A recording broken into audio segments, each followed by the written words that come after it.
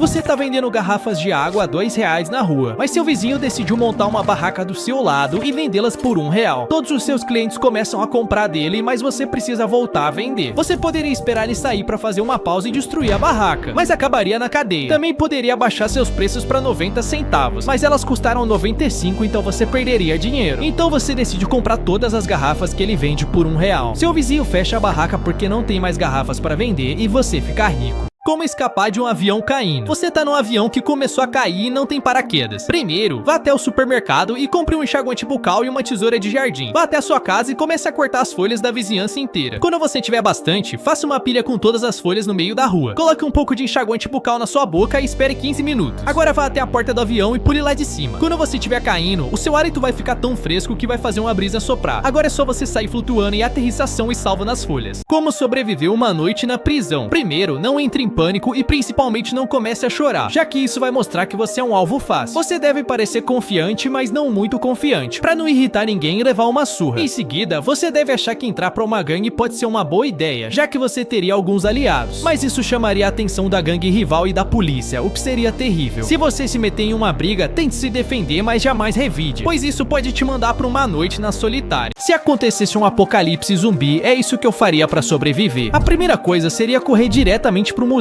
mais próximo e ir pra seção de artigos medievais pra pegar as armaduras, já que é praticamente impossível um zumbi morder elas. Em seguida, você provavelmente deve achar que as armas são a melhor opção pra se defender, mas você vai ficar sem munição muito rápido e o som atrai mais zumbis. Por isso a melhor arma na verdade é um tênis, pra te ajudar a correr mais rápido, e um lança-chamas só pra garantir. Por fim, eu só teria que escolher um dos dois melhores lugares pra viver: uma montanha fria onde eles iriam ficar congelados, ou iria pro meio do mar, já que eles não sabem nadar. Se eu fosse colocado na Roma antiga, é isso que eu faria pra sobreviver. Primeiro, você deve imaginar que seria só viver uma vida normal e comum, mas eles imediatamente iriam perceber que eu não falo a língua deles e não sei agir normalmente. Isso com certeza faria eles acharem que eu sou louco e tentariam me queimar na fogueira. Então eu olharia pra qualquer pessoa na multidão e iria desafiar pra um duelo no Coliseu. Antes do dia do duelo, eu iria recolher alguns ingredientes e fazer uma receita moderna bem simples e irresistível. Quando chegasse a hora, eu tiraria ela do bolso e ofereceria pro meu adversário. Ele iria gostar e faria os outros experimentarem. Então eu só teria que abrir uma rede de fast food medieval e viver assim. Se os humanos fossem minúsculos, viveríamos debaixo da terra, pois seria o local mais seguro. Teríamos que lutar para sobreviver contra vários predadores naturais. Trabalharíamos no verão para coletar comida e conseguir sobreviver durante o inverno. Logo entraríamos em guerra contra as formigas, que nos superariam em número e força, mas nós seríamos mais inteligentes e com mais tecnologia. E ao invés de estar vendo vídeos, você estaria trabalhando para sobreviver. Se eu fosse colocado no Egito Antigo por um dia, é isso que eu iria fazer. Primeiro, eu seria imediatamente escravizado e forçado a carregar pedras nas pirâmides. Então eu rapidamente mostraria um método moderno de mover as pedras pra me destacar. Os sacerdotes iam querer me entrevistar e eu só teria que mostrar meu celular pra eles acharem que eu sou um ser superior. O faraó me consultaria pedindo conselhos de guerra e eu ajudaria, além de sugerir melhorias na irrigação e pequenas alterações em monumentos. Por fim, antes de voltar, eu deixaria um desenho moderno em uma parede que ficaria gravado só pra confundir os arqueólogos no futuro. Esses são 3 golpes que turistas sempre caem. Na Tailândia, cuidado com o jogo do martelo. Em certos bares, o barman crava um prego na mesa com um único golpe e depois desafia você. Se vencer, ganha bebida grátis. Se perder, paga uma. Parece fácil, mas eles praticam centenas de vezes e você quase sempre perde. Falando em perder, cuidado com o golpe do tuk-tuk no sudeste asiático. Um tuk-tuk legítimo leva você direto ao destino, mas alguns oferecem corrida barata se você fizer uma parada na loja de um amigo, só pra dar uma olhadinha. Lá dentro, eles pressionam você a comprar joias e souvenirs caríssimos. Se você recusar, a corrida barata fica bem mais cara. Essas são as 3 coisas mais valiosas dentro das prisões. Primeiro, miojo instantâneo. Em muitas prisões, o miojo virou a moeda oficial, valendo mais que dinheiro. Isso porque a comida da cantina é tão ruim que os presos usam o macarrão para negociar. Próximo, elástico de roupa. Como os elásticos comuns são proibidos, os elásticos da calça ou da roupa íntima só podem ser obtidos de outra pessoa e são muito valiosos para a organização. Selos postais. Como o dinheiro é proibido, mesmo quem tem algumas notas não consegue usar. Ao invés disso, os presos usam os selos como dinheiro para comprar tatuagens e até fazer apostas. Ele enfiou uma peça de Lego no nariz e ela ficou presa. Então ele colocou outra peça na mesma narina, porque elas se conectavam e ele achou que seria uma forma inteligente de remover a primeira. Mas ao invés disso, as duas acabaram ficando presas. A mãe dele conseguiu tirar a peça maior sem saber que a menor continuava profundamente escondida. Por 26 anos, ele sofreu com congestão, asma e apneia do sono sem saber o motivo. Até que um dia, enquanto suava o nariz no chuveiro, a peça de Lego simplesmente saiu depois de 26 anos. Esses caras levaram o carro deles pra competição dos carros carros mais rebaixados e eles achavam que a vitória já estava garantida. O carro deles era tão rebaixado que ele nem conseguiu passar por cima desse buraco sem ficar preso. Mas o que eles não esperavam é que os competidores iam trazer o rebaixamento para outro nível.